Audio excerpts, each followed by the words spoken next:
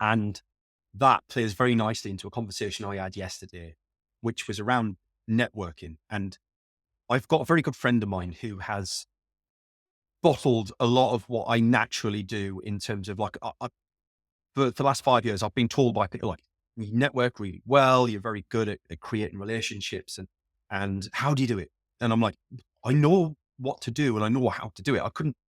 I don't want to bottle that and give it to someone else, not because I don't want to share it, but because it's a lot of work and it's not really my business. That's not what I set out to do, right? Like, that's a lot of effort to create something like that. And I don't really feel the need to do it. I help people in other ways.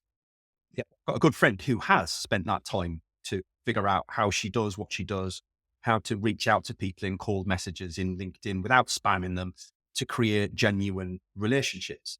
And this one thing that you hit on there about altruism is that we both agree on is that in order to be a really good networker and relationship builder, you have to come from a place of service and support and wanting to genuinely add value, not because I know if I do this, I'm going to get money out of it. I'm going to get business out of it. 100%.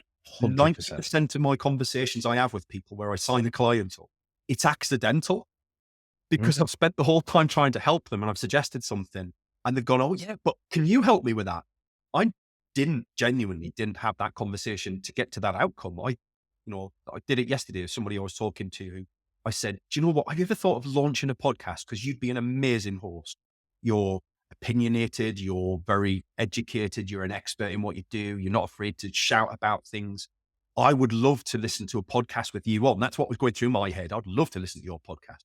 And she went, yeah, can you help me run it? I was like, "No, that's not what I was, yeah, I can, but like, yeah, that's not what I was getting at.